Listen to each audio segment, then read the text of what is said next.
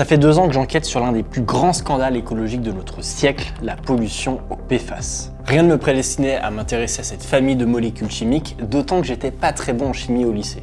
Mais si je m'y suis autant intéressé, c'est parce que j'habite à Lyon.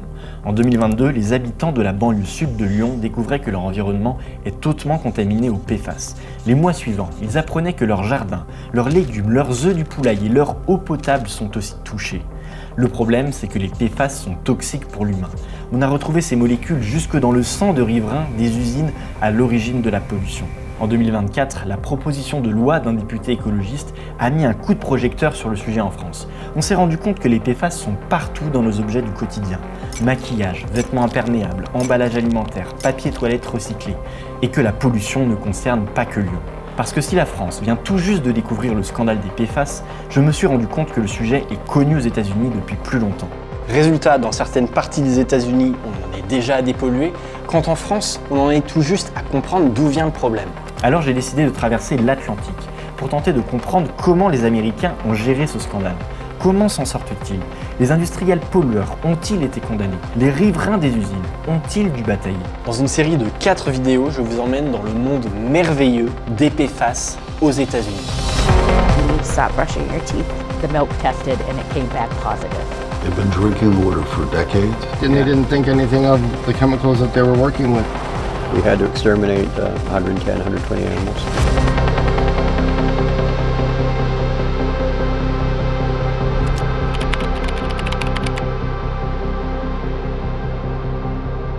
Mais d'abord, c'est quoi les PFAS? Ça vient d'où? Devinez quoi? On les a découverts pour la première fois aux États-Unis. Les 6 et 9 octobre 1945, les États-Unis larguent 2 bombes nucléaires sur les villes de Hiroshima et Nagasaki au Japon, tuant plus de 200 000 personnes. Le projet Manhattan est un succès pour les Américains. Mais le monde ignore que ce programme nucléaire secret a grandement contribué à l'élaboration d'une autre bombe à retardement. Ses conséquences environnementales et sanitaires sont bien réelles, nous en sommes toutes et tous aujourd'hui les victimes. L'histoire commence en France, à une époque où on n'avait pas inventé la bombe, mais la guillotine. Pierre-Samuel Dupont de Nemours est un diplomate français de 50 ans, lorsqu'éclate la Révolution française de 1789. Quelques années plus tard, il fuit la France pour se réfugier aux États-Unis. Il était alors ami avec le diplomate américain Thomas Jefferson, devenu depuis président des États-Unis. When Dupont de Nemours moved to the United States, Jefferson asked him to help negotiate the Louisiana Purchase. And the Louisiana Purchase is a land deal that basically doubled the size of the United States. And in return, Jefferson agreed to buy all of his munitions from a factory that Dupont de Nemours' son had set up along the Brandywine rivers. And so that is essentially how DuPont became the main munitions supplier. The company that is now known as DuPont became the main munitions supplier for the US government. And really that relationship laid the foundation for the military-industrial complex in the United States. Le gouvernement américain de Jefferson a donc été un soutien de poids lors des débuts de l'entreprise Dupont, créée en 1802 par Éleuthère Irénée Dupont de Nemours, fils de Pierre Samuel. Dupont fournit jusqu'à près de la moitié de la poudre à canon de l'armée américaine au milieu du 19e siècle. Pendant la Première Guerre mondiale, les usines de poudre à canon de Dupont tournent à plein régime, mais peut-être un peu trop. So in the 1930s, a historian and a scholar published a book that alleged that DuPont had encouraged the US government to enter World War I and then reaped exorbitant profits by supplying America's enemies as well as America itself. It created a huge scandal, there was a congressional investigation, and at that point, DuPont set about to salvage its reputation and its bottom line through an elaborate PR campaign. Pendant que Dupont doit publiquement faire face aux critiques, leurs chimistes continuent à travailler sur de nouveaux produits, notamment des gaz pour les réfrigérateurs. No matter how hot it might be outside, give a temperature safely below 50 degrees. A chemist named Roy Plunkett was assigned to the task, and in his attempts to create a refrigerant, he actually ended up accidentally creating this material, this hard, waxy substance that had all these properties that no other material in existence had, and that ended up being Teflon. Cookies won't stick to Teflon. Pancakes won't stick to Teflon. I don't think anything sticks to Teflon. It means that you don't ever have to scour cookware if it has a DuPont Teflon finish. L'expérience aurait pu s'arrêter là. Mais DuPont va une nouvelle fois bénéficier d'un coup de pouce qui va mener à la création de cette famille de molécules chimiques qui nous pose tant de problèmes aujourd'hui, les PFAS. D'abord, laissez-moi vous expliquer ce qu'est le téflon. Son nom est PTFE ou polytétrafluoroéthylène. C'est une molécule chimique qui, associée entre elles, peut prendre la forme d'un plastique, comme par exemple ce ruban d'étanchéité utilisé en plomberie. Mais surtout, le téflon a permis de découvrir toute une famille de plusieurs milliers de molécules chimiques, les fluorocarbones, composés d'atomes de fluor et de carbone, la liaison la plus forte en chimie. On les appelle aujourd'hui les PFAS. Donc, tu as vraiment une chaîne de carbone qui est saturée en fluor. Le lien carbone-fluor est très résistant. Et donc, c'est ça qui fait que la molécule résiste vraiment très longtemps. Et le R peut varier. Ça peut être différents carboxylates ou sulfonates ou plein d'autres choses. Tu sais, il y a des fois des trucs qui se ressemblent. Il y a des fois où on a des structures qui sont assez originales ou avec des trucs très gros. Puis tu as des fois des trucs où c'est carrément complètement différent comme structure. Ici, on voit dessus, il y a une espèce de cycle. Le surnom de polluant éternel, Forever Chemicals en anglais, est un peu abusif. Et je pense que les médias aiment bien l'entretenir et ça accentue un peu la phobie et l'espèce d'aura autour de ces polluants-là qui fait peur. À la base, c'est quand même des molécules qui sont difficiles à dégrader, qui sont un peu plus difficiles à dégrader que plusieurs autres et qui se bioaccumulent. Donc c'est clair que là, la bioaccumulation, c'est qu'il y en a un petit peu dans le plancton, un petit peu plus dans le petit poisson qui a mangé le plancton. Il y en a dans le moyen poisson, on en a encore un peu plus, jusqu'aux phoques qui mangent les gros poissons, puis l'ours polaire qui mange les phoques. Dès la découverte du téflon, qui est lui aussi un PFAS, DuPont a compris que ce matériau est exceptionnel. Il repousse l'eau, est anti-adhésif et très résistant. Mais il y a un mais. But those same properties made it almost impossible to produce at scale. So DuPont determined by 1939 that it would never be put into mass production. Mais on a vu qu'un industriel comme DuPont tire plutôt bien son épingle du jeu pendant les guerres. Un an après la découverte du téflon, la Seconde Guerre mondiale pointe le bout de son nez, et c'est à cette époque que les PFAS vont réellement faire leur entrée sur scène. Well, the game changer was the US government and one of the largest secret weapons programs in world history. So around the time the US entered the war, it began working on developing nuclear weapons. On parle du projet Manhattan, le programme de l'armée américaine pour créer la toute première bombe nucléaire. Mais DuPont avait quelques petits doutes avant de se lancer dans un projet qui, au bout du compte, aura tué 200 000 personnes. I mean, they had doubts about getting involved in the project, yes, because they were still trying to outgrow their reputation or shed their reputation as a merchant of death, right?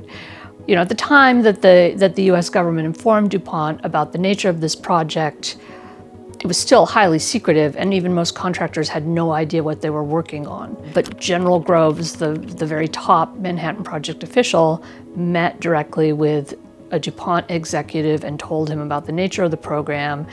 And I believe his response was something in the nature of the entire project seemed beyond the scope of human capability. So, you know, DuPont was brought on to do plutonium because of its engineering expertise, and the engineers looked at the entire project and said, this doesn't seem possible. And they were concerned that it could create enormous liability for the company, given how dangerous these weapons were going to be. But the US government addressed that, responded by indemnifying DuPont. So the US government was responsible if anybody sued DuPont, and that then colored how things played out going forward.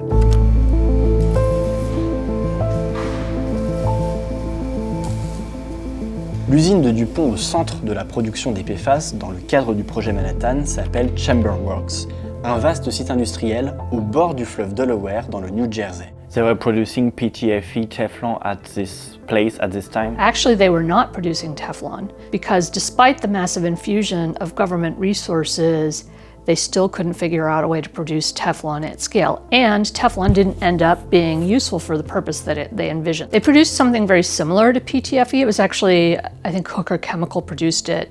But they were producing, lubricants, cooling gases. I mean, you can produce all the same variety of things you can with hydrocarbons, which is most synthetic materials are hydrocarbons. You can produce that same variety with fluorocarbons, right? And so the US government developed all different types. And they also developed a number of methods for making them. So there were various technologies. They developed various ways they went about manufacturing them or producing. And without those resources, fluorocarbons or PFAS would probably never have been brought to wide-scale production.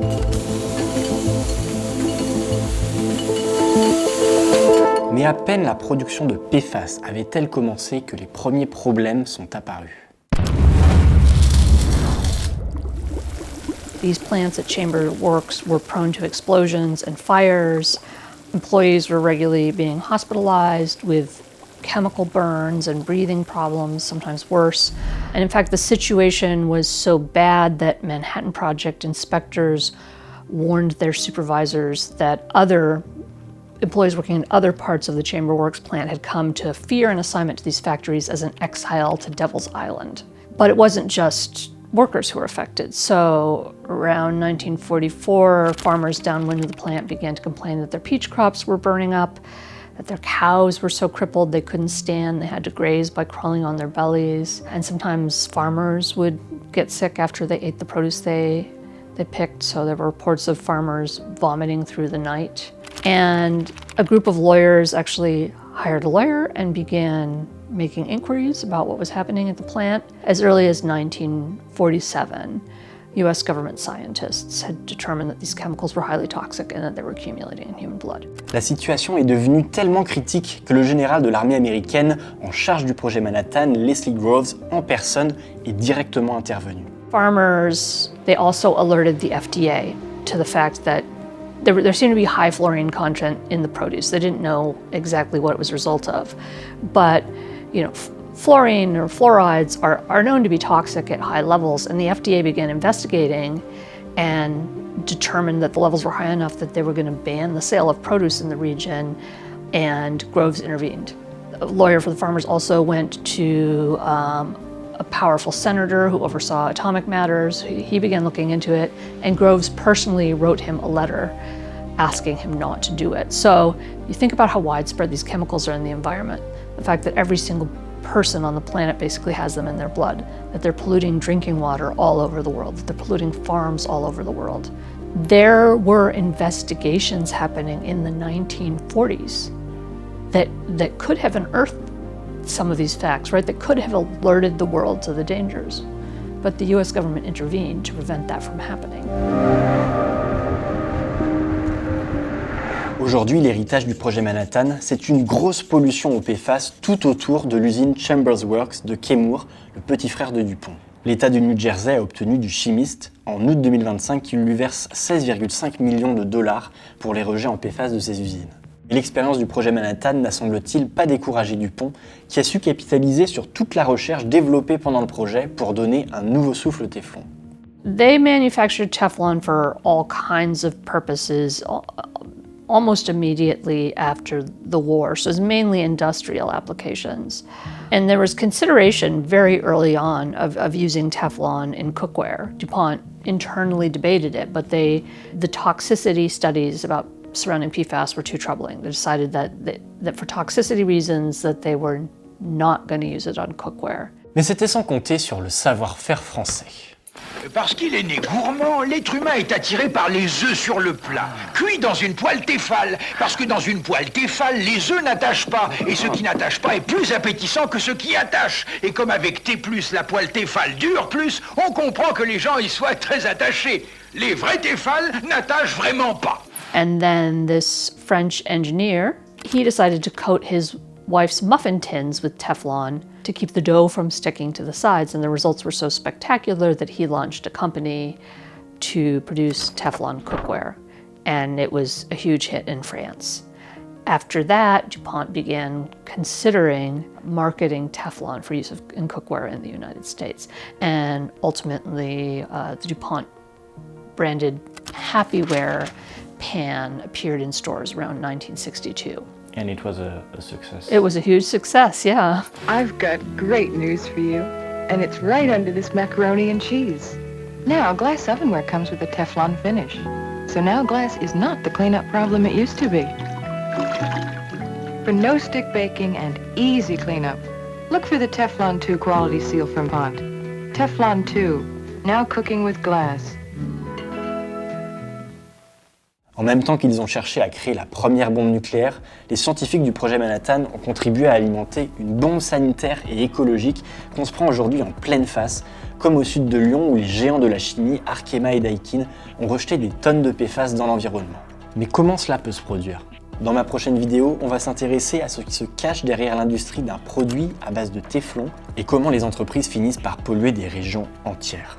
Et pour cela, on va s'intéresser à un matériau très pratique pour rendre nos vêtements imperméables, le Gore-Tex. Un livre sur lequel je me suis beaucoup appuyé pour écrire cette vidéo, c'est « Ils ont empoisonné le monde » de la journaliste américaine Maria Blake. Elle a fait une enquête pendant 8 ans sur les PFAS. C'est génial, c'est hyper riche. Je vous mets le lien juste en bas de la vidéo. Ce travail d'enquête, d'écriture, de tournage, de montage, on l'a réalisé bénévolement. Et ça nous a même coûté un petit peu d'argent. Alors si vous avez aimé cette vidéo et que vous voulez nous aider à rembourser nos frais, n'hésitez pas à nous faire un don, le lien est juste en dessous. Salut!